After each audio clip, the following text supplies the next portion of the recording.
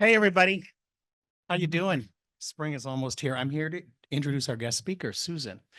Sue Woody is the director of the Des Moines Public Library. She's been with the library for 20 years, serving as director for the last 6. Her literary passions include early literacy, getting kids excited about reading. Prior to her time in Des Moines at the public library, she co-owned the Alligator's Tale. That's Tale, not Tail, which was an independent children's bookstore. She grew up in Des Moines and attended the University of Iowa, where she received a degree in finance. And later, she earned a master's degree in library and information science from the University of North Texas. Her hobbies include reading, of course, gardening, and kayaking. Please welcome Susan Woody.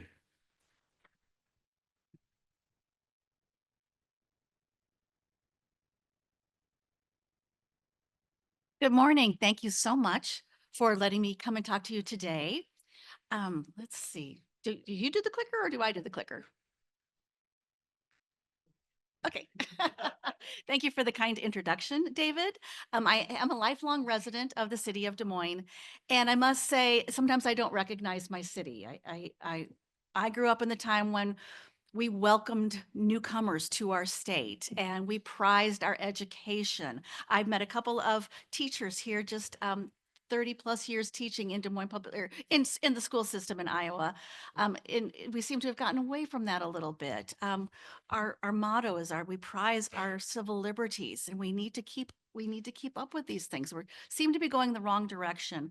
But let me tell you that all of these beautiful things about Iowa are still alive and well at Des Moines Public Library, and indeed at every library in every community.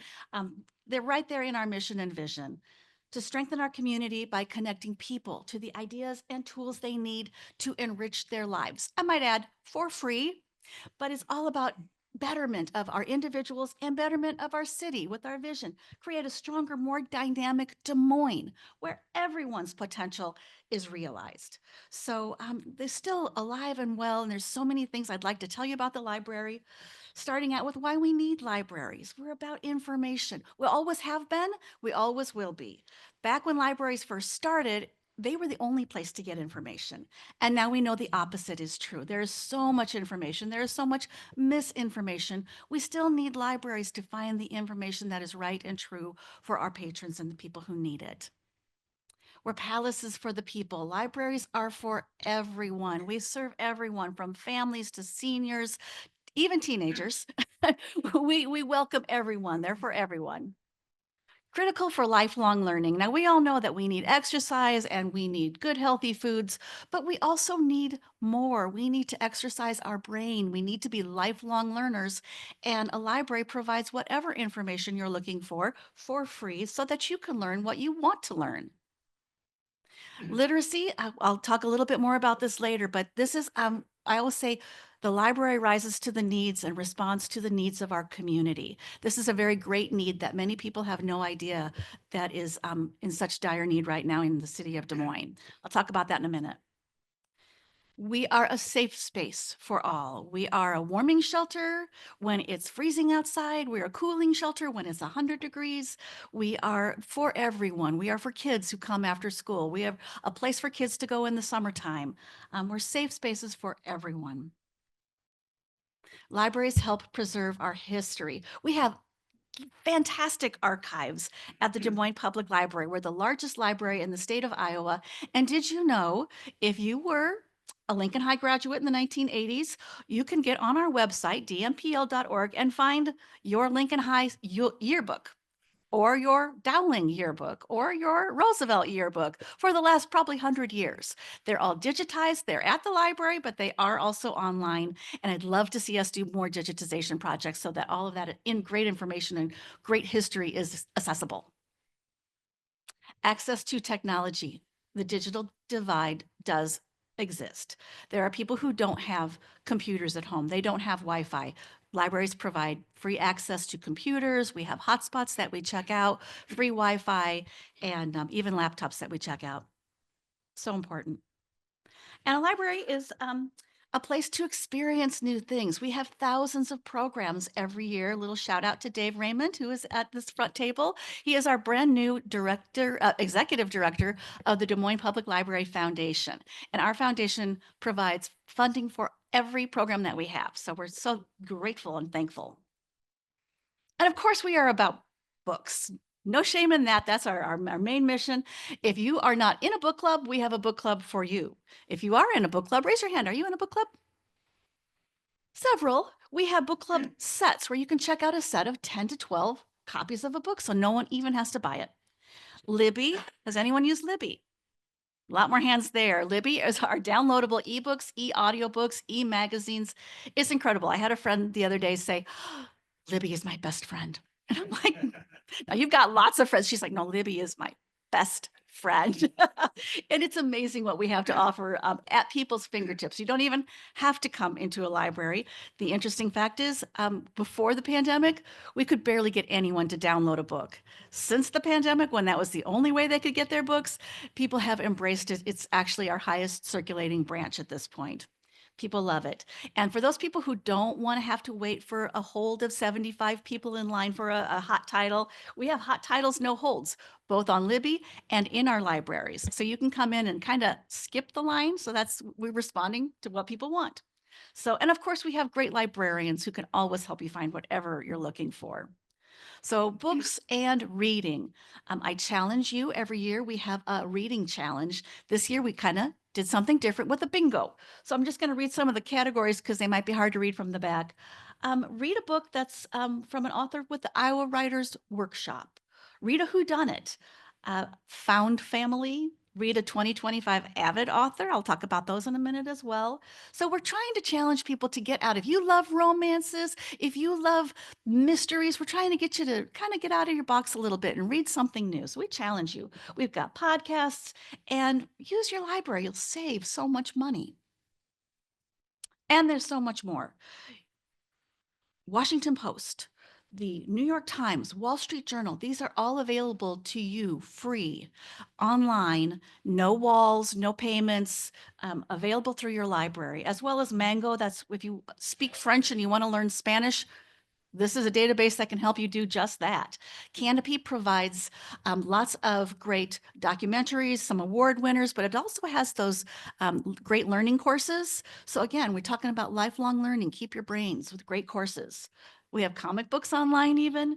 And Tech Central, I just want to add a little bit. This is at our central location. There's a Glowforge press. There are 3D printers. There's like really super fancy 3D printers. We have Adobe creative stations. We have so many technological things, even a sewing machine that you can come to our Tech Central and use some of our fantastic technology. Libraries have had to adapt. We're serving our community for 158 years. And so we're constantly changing. Some of the things stay the same, information and books, but we have added a new library called the Library of Things. And there are amazing things for you to check out. There's camping equipment, there's radon detector kits, there's telescopes, there's GoPros, there's kitchen, there's games and puzzles. There's so many things. There's tools that you can check out, hundreds. You can check out on our website and you'll be able to find them all. Check it out before you buy, or maybe you don't have to buy it at all. I checked my radon just the other day and luckily we're all good. But it's nice that you can check that out from the library. We even have carpet cleaners and vacuums, and that actually made the news. I think it even went on an AP. Some people don't have enough money for a vacuum cleaner, but they deserve to have a clean space to live, and they can come and they can check out things that we take for granted that other people just might not have the funds for, but they deserve a clean, safe space to live, provided by the library. Got to talk about Avid. It's coming right up. This was great timing. Avid is Authors Visiting in Des Moines for over 20 years, sponsored by our foundation. We bring fantastic authors to Des Moines, Iowa. The first one is CJ Box. He's going to be a part of the Des Moines Book Festival, and that will be at Franklin Junior High. CJ Box is kind of a cool game warden guy in Wyoming, and Joe Pickett is his, and he's had Big Skies. A couple of spin-off series have been based on his books. Amina Luckman Dawson, this is a book that it's a children's book.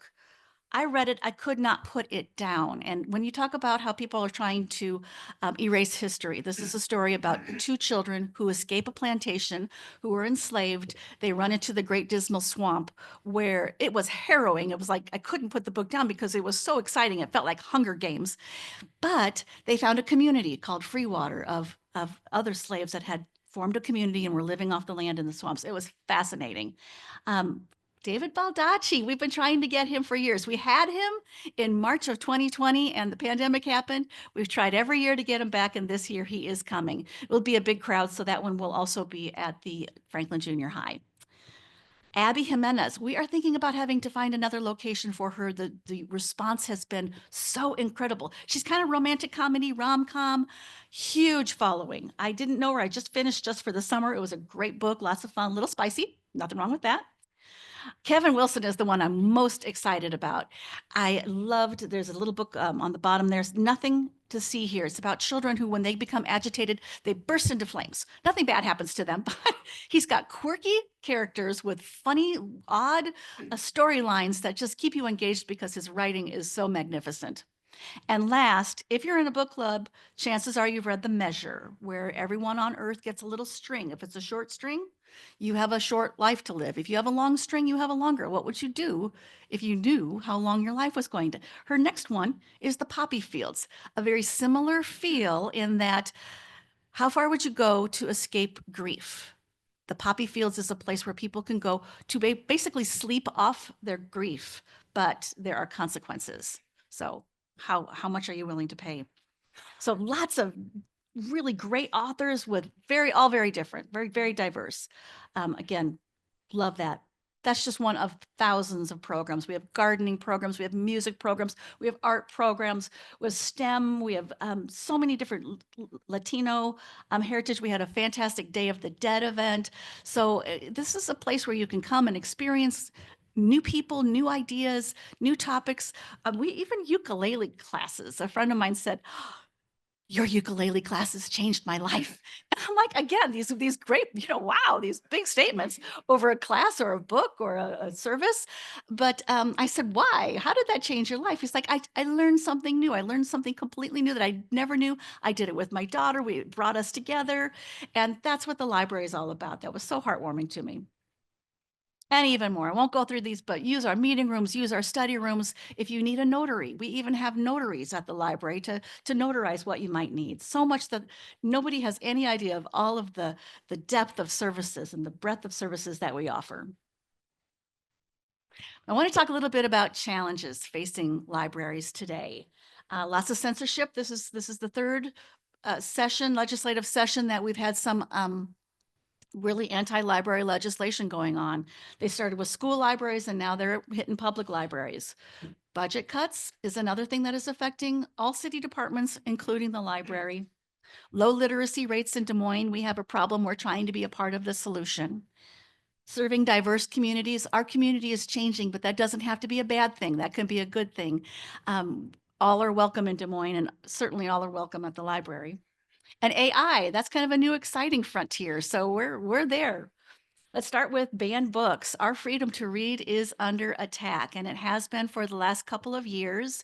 And I never thought in my career I would be having these conversations about book banning and books that people, especially children, that seems to be the real sticking point, that children should not read. Well, didn't we all read Romeo and Juliet and I Know Why the Caged Bird Sings, and none of these To Kill a Mockingbird, none of these hurt us. They helped us. They broadened our horizons and gave us a glimpse into other people's realities. So this is what censorship looks like. For years, it was just nothing. And then all of a sudden in the last few years, this doesn't even include 2024. So it's even higher. So we need to do something about this. And this is not a new issue. In 1938, we have a library hero, and his name was Forrest Spaulding. That's a great picture of Forrest Spaulding that is in our boardroom at the library today. And he penned what is known as the Library Bill of Rights.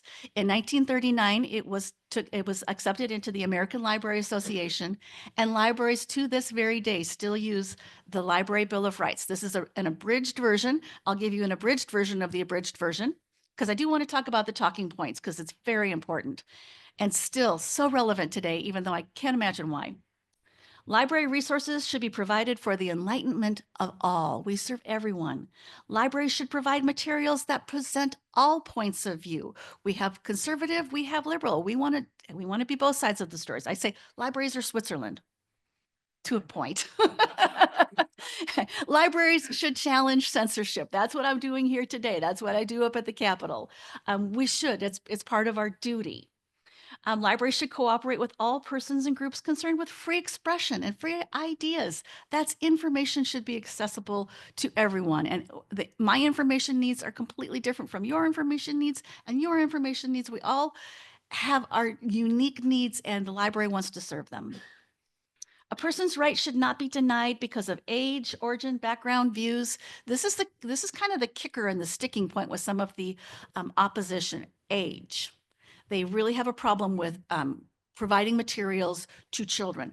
The libraries don't want to say what your child can read or what your child can read. I only want to be able to say what my child should read, and I want them to read. States should not legislate that. Churches should not legislate that. It should be a parent's decision with their family, what they read, what they have access to. So that's kind of been the sticking point with a lot of people, but libraries should make spaces available. I've got a little story I've got to tell about this one. We make spaces available to everyone. A few years ago, we had our first, it wasn't even our first, our supervisor, McCoy, as well as One Iowa, brought a drag queen story time to the Des Moines Public Library. And we were like, okay, we'll do this. Let's see what happens. It was the most beautiful event. We filled our meeting room with beautiful families. We had gorgeous storytellers who sang and danced and told stories and took pictures with children. There were a few protesters. They were mostly kind of praying quietly in the corner, but nothing to fear here. It was so beautiful. It was a great event, and we were so happy that you brought it to the library. That very week, we had an avid author come in by the name of Jack Carr. And Jack Carr was an ex-Navy SEAL, and his books are masculine, manly books, and using these like hatchets or axe weapons and killing everybody in sight. I watched the people come in. They're a bunch of men, more than a few MAGA hats, drove their big trucks in, carrying cigars and whiskeys. These were total fanboys of Jack Carr with these violent, crazy stories, but they felt as at home at the library as the drag queen story time. So that's the beauty of the library. I love that story because within 1 week we had completely different audiences, both happy at what the library could provide. But I do also want to make a point of saying that we don't always bring those crazy, violent, masculine authors in. We try to have a great diversity of authors. And it doesn't matter. He did a great presentation. They're all wonderful. You don't have to read those books to enjoy them. I invite you. Oh, I've got bookmarks. I'll give those away at the end if I may. Another author that we brought in, Lori Frankel, wrote a book called This Is How It Always Is. And this was a few years ago. It was the most beautiful story of a family with 5 sons. The youngest son identified as a girl. And it was such a gorgeous story of what a family will do to protect their child, to advocate for their child, to love and support their child. It was such a loving story. So whether you're coming to see Jack Carr or Lori Frankel, there's something for everyone. And then the last one, libraries should advocate for and protect people's privacy. We don't tell what people check out. That's their own business. We don't tell parents what their teenagers check out. We have a service that they can link their accounts if we want to, if that's what the parent chooses to do. We don't want to be a part of that decision. That's up to families to decide. All libraries want to do is provide materials that are informational, correct, educational, and appropriate for that child. So what can you do? Be informed, read the books. A couple of advocacy organizations here. Annie's Foundation was brought together. There was a woman in Johnston who died young, and she had kids who went to the Johnston High School. After she died, her friends founded Annie's Foundation. They raise money to buy banned books to give to teenagers. So it's a great little organization. Unite Against Book Bans, it's a national organization, as is PEN America, which is an organization for authors and writers. But support your library, check these books out, go to the library, get a library card, give to our foundation that all supports the library. Dave, I'm so glad you're here. So let's talk about what's going on today. Current legislation, HF 284 and SF Senate File 238. This is a bill that is trying to cut funding, state funding for libraries that join professional organizations such as the Iowa Library Association, the Public Library Association, small and rural library associations, and the American Library Association. I ask you, what profession does not have an association that is designed? Yes, they have lobbyists, but their primary mission is to teach our librarians how to be better, how to better to serve our community, how to give them great ideas on literacy and serving homeless patrons and serving immigrant communities. We go to these great conventions where we can find our peers, we find our people there, and we talk about how we can better serve our community by library services. That's what they're for.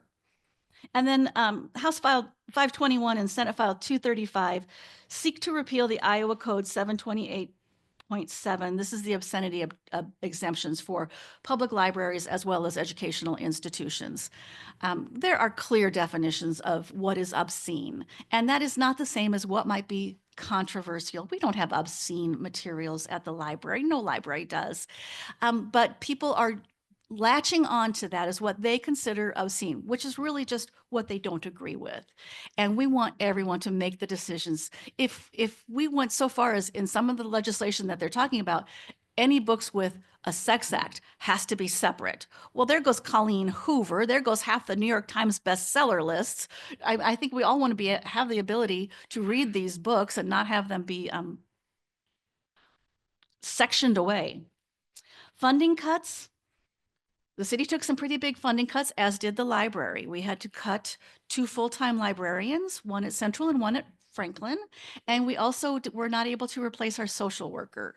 And those hit us hard. They will affect our services. We had a social worker for 1 year. Don't blame her. She went to the VA. She's got more money. She's got a staff. She's got lots more resources to support her. But we were not able to backfill that position. And it's made a huge difference. We have a homeless situation in Des Moines, and she was making a huge difference. So we know that the state is trying to cut control. It's all about control through money. And so by cutting budgets for cities, they're trying to limit the control of cities. Pella is an example of a community. This was a few years ago. They had to take it to a city vote where their community had to go in and vote to maintain the board of trustees at their library. They wanted the city council to decide what books should be on the shelf. And that's the library board's duty. I have a fantastic library board of 5 members, diverse members of our community who are passionate and knowledgeable about library services. And there's a reason why it's separate. And that goes back to the Library Bill of Rights. There's a reason why it's separate than having it be politicized. I talked a little bit about literacy. I hinted to this. You'll see a big red line. Don't worry about the numbers actually, but these are literacy rates. These might be a little bit dated, but average literacy rates across the state of Iowa is 60 to 70%. Not great, but okay. I guess it's a C. Average literacy rates in some of our suburbs like Ankeny and Waukee are in the 80th and 90th percentiles across the spectrum from K through 12. Des Moines is that big red line there, 40th and even 50th. I think this year we might have some more low 50s versus, that's half. That's an F in my book. Half of our kids are not reading at proficiency levels for their grade. And this is a huge problem. This is going to affect all of us. And the library wants to be a part of this solution. We have to do something. And I do want to put a plug in for Des Moines Public Schools. I think they are on the right track. They're making some very bold moves that I think are going to address a lot of these issues. But Iowa isn't a state that's really funding our public schools right now. They're not supporting them the way they need to be and the way they used to be. So what's the library doing? Well, we have a high-level initiative for our strategic plan. We are focusing on pre and early literacy. Early literacy, we have a Rosie Reads campaign and initiative. You have to learn to read before you can read to learn. And that's being, you have to read by the time you're in second, maybe third grade. Otherwise, you're behind for the rest of your school career. So we are going out into the schools and we are doing outreach to daycares, Head Starts, after-school programs, and in the classrooms and preschools. Simple Steps to Success is another. That's pre-literacy. That's birth through pre-K. And that's getting kids to read, write, sing, talk, and play. 5 easy things that families, caregivers, even siblings can do with little ones to prepare them for school and make them ready to read when they get there.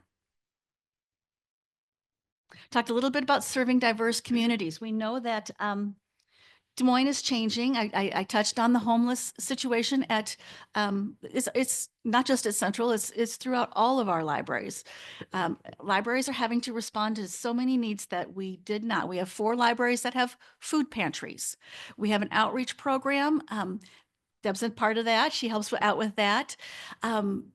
This is a program where we can bring in other community partners that bring in food, that bring in, they might do vaccinations, they might do free phones, primary health care. So we're working with the city of Des Moines and with, they're doing some outreach workers, they're doing some downtown patrols, they have an increased police presence. We don't want to criminalize homelessness. We want to, that's part of the library's role as a public space. We are open when it's 10 below. We are open when it's 110. So we're doing things that we never thought we had to do, but demographics are also changing in Des Moines, and we are trying to respond to an increasing community within Des Moines of the bilingual community, primarily the Hispanic community. And we're having Latino cultural programming, we're having bilingual programming, we're having different language materials available. We're doing a lot of translations. And this is really exciting because they're bringing some fun families into the library. It's like a whole new audience for us. And it's not a bad thing. It's a great thing. It's a fun thing. We need to support it. But that's how libraries have to constantly change. We need to reflect the people that we serve, and the people behind the counters need to be diverse, and they need to be hopefully bilingual, at least 1 or 2 in each location. It's one of our goals. AI is here to stay. So we are with it. We just had a speaker come in from New York to talk to our library. There's so many exciting things. When calculators came out, that was a game changer. When Google came out, everyone said, nobody needs a library. I'll just Google it. Well, Google something, you might get 15,000 hits. So these are all great things. AI will be a great thing. ChatGPT will be wonderful. And these are tools that we can use. Again, it's always about information. The medium just keeps changing and the library changes along with it. So libraries will all be here for you. Do we have time for some questions? Oh, okay, just a few. So anybody have any questions for me? I covered a lot. I talk fast. I'm sorry. And it's just great. Families are our bread and butter. And every summer we have the summer reading program and summer reading challenge. And we want those kiddos to read because we know there is that summer slide. If they're not reading, if they're not engaging their little brains, by the time they get back to school in fall, they've regressed a couple of months and they have to kind of go backwards to go forwards. We're trying to be a part of that solution, and summer reading and supporting families and supporting teens. Our Franklin location especially has a robust teen program and volunteen, all those kids getting their silver cords. They need hours. It's a great place for them to learn responsibility, learn how to show up on time, what to wear, put your phone away. So we want to be a big part of families. It's so important. It's so great when they come in to get that card. Yeah. Library card. I'm so glad you asked that. Open access is what that's called. Open access allows, I could get a card at Cedar Rapids. I might not be able to use their downloadable projects. Our Libby, you have to use your own home library for your digital because they're so expensive and we put a lot of money into ours. So it's only available to our Des Moines and Windsor Heights residents.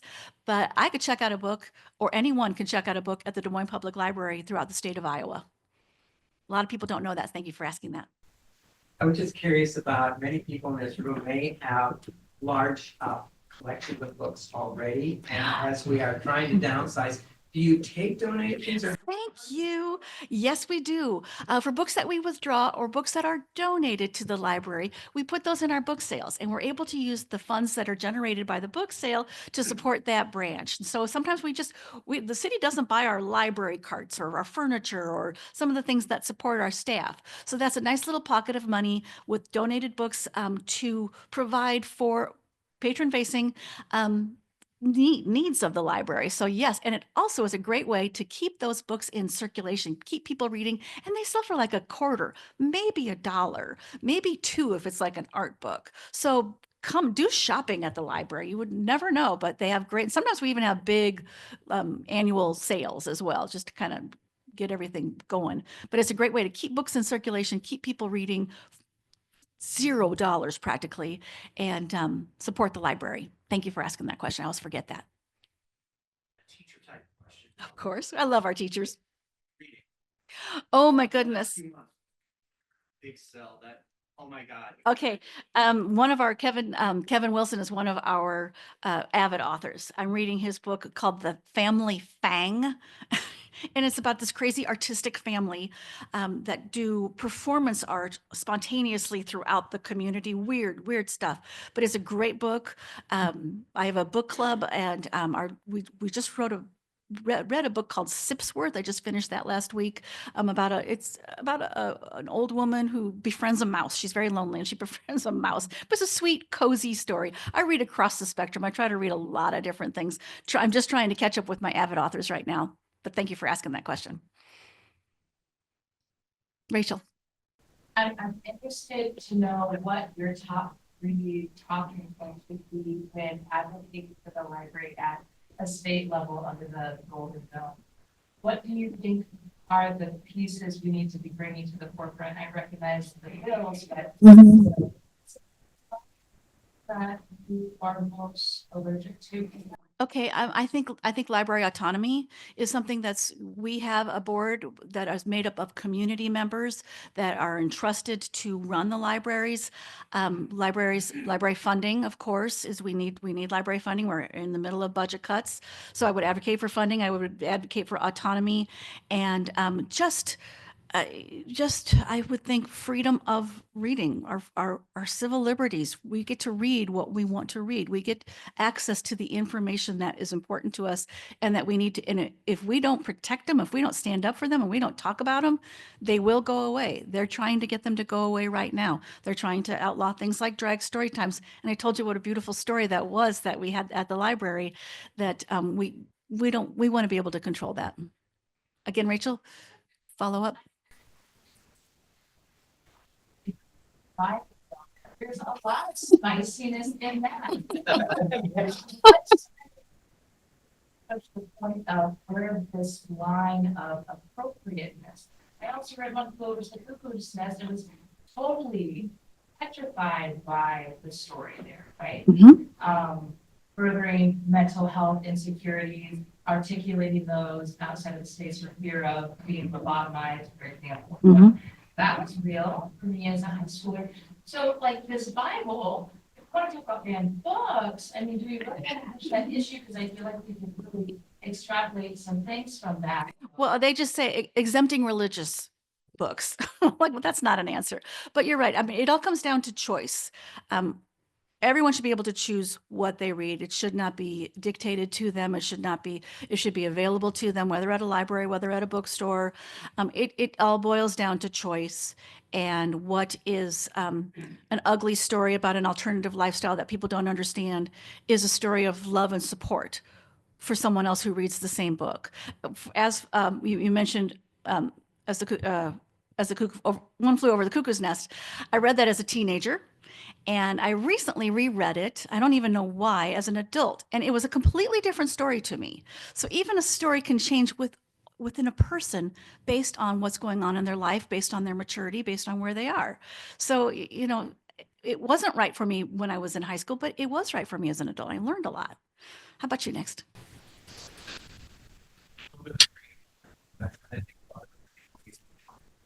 Library. So I feel like right now a lot of things are happening. I'm a business owner. Is that if they're trying to businessify everything that's government, right? So one of the things I was curious about as a relatively newer person to Iowa is joining a library beneficial to show your continued growth? Absolutely. You can advocate with your feet. Come in our doors, walk in our doors. We do libraries collect statistics on everything, every question we answer, every body that goes through our door, everyone that attends a program. And the reason why we do is because we are an accredited institution and we provide that information to the state library, which affects our funding. And so we need people to use their library and talk about their library and encourage other. So using your voice, using your checkout, your library card, and using your feet and attending programs and coming into the library and browsing, looking at our art exhibits, just coming in with your computer and just a space to be. There's so many people who use the library for so many different things. State funding. I know there's some federal funding for libraries. I don't know how much it really depends on it. Can you say a little bit? Sure, we have very little federal funding and state funding. Our city provides the lion's share, and our foundation. One more plug, our generous foundation, but the city provides for our funding. But when the city is squeezed by federal and state, we are squeezed as well. But we are municipally funded, and but just one more point, our board is appointed by the mayor. So there is leadership that is overlooking the libraries as well. Thank you all. These are great questions. I'm such a thrill and such an honor to come with such an engaged group. So thank you so much.